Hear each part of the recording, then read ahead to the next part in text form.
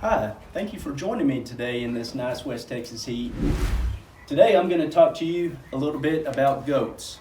Goats are a small to mid-sized mammal that falls under the scientific classification of the Bovidae family. Some of y'all may know some other animals that fall underneath the same family, such as cattle, antelope, or even bison.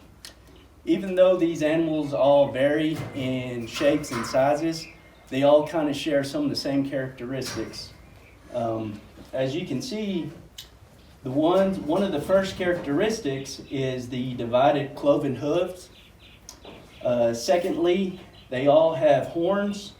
Unlike white-tailed deer, the animals that fall under the Bovidae family have horns that do not branch, nor do they shed every year.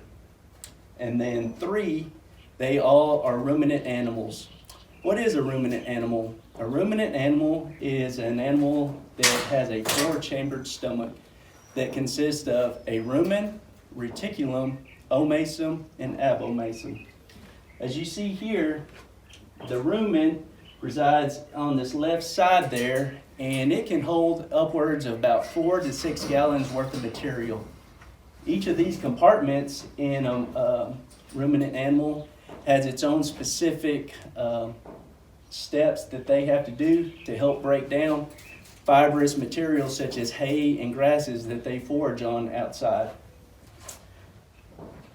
Goats, as I mentioned earlier, fall under the Bovidae family, but underneath that scientific family is what they call the Capra genus, and underneath that are different levels of subspecies that other goats fall under, because goats have been around for tens and thousands of years. These animals can be domesticated or wild or mountainous goats, so those are the ones that fall under each of those subspecies. So why were these animals domesticated? It shows, some say that the goats were one of the first animals domesticated back thousands of years ago.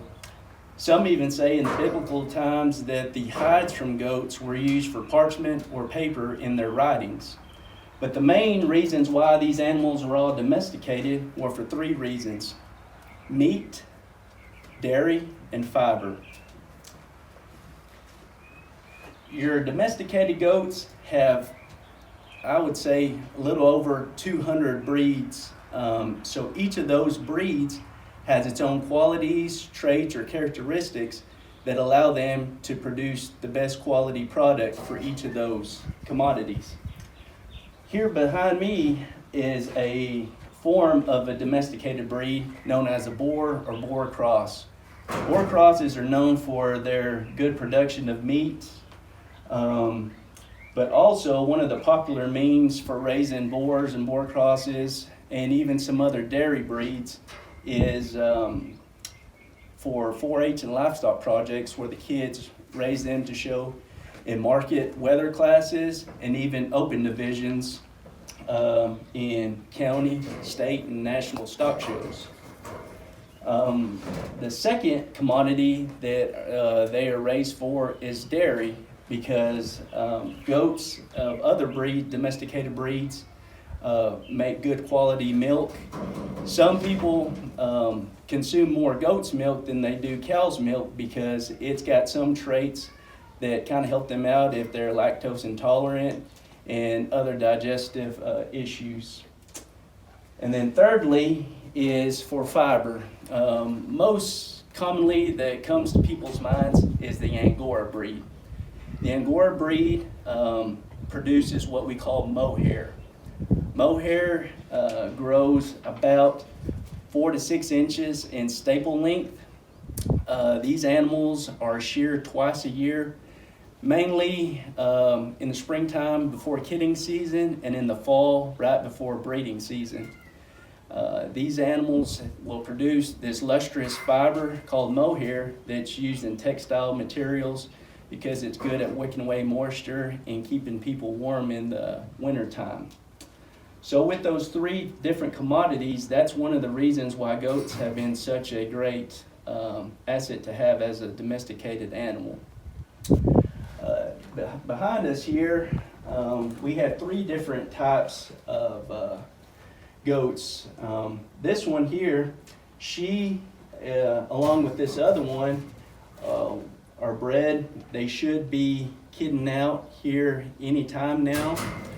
And then behind here, pinned up, is another mother who just had a baby a few days ago. And then right beside them is a younger one, which we would call a doe. Kind of some terms being used is a female goat is known as a nanny. A male goat is known as a billy or a buck. Your young ones here who haven't had their own offspring are known as does as well.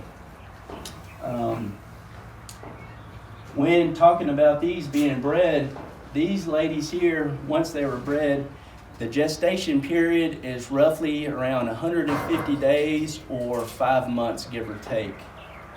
These babies are born. They will suckle on their moms for about a month to 2 months until they can start eating solid foods on their own. And then most people will kind of wean their babies around 3 months of age, sometimes a little sooner, sometimes a little later, just depending on how the babies are coming along. Then once they are weaned, they are taken and fed out a little bit more, or some of them are taken to the market.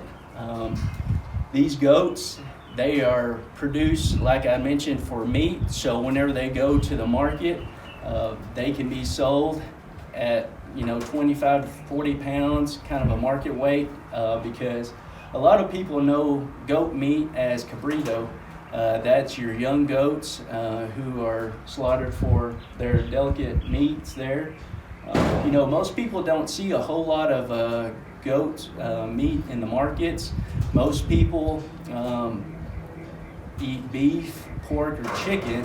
Those are the mainstream meats that we do see on our shelves, but you can kind of find some at local Whole Foods or even farmers markets. Goat meat is a really good lean meat. Some people say it's kind of got a lamb flavor who are used to eating lamb. It all depends on the preparation. Some of your younger goats, the meat is tastier versus an old buck's meat or anything like that. But mainly these animals will kind of graze on any feed out there that's available. Contrary to popular belief, most people say goats eat anything, tin cans, this and that. Well, actually, goats are very picky eaters or browsers. I can't get to their mouths right now, but goats do not have top incisor teeth. They've got their bottom incisor teeth as well as their molars. They've got 32 teeth to help them nibble and pick on their browse or the food that's available to them. They use their lips, and then at the top they have what they call a dental pad. That helps them pull off the food that they graze on and helps them help digest it and break it down as it goes into their ruminant stomachs.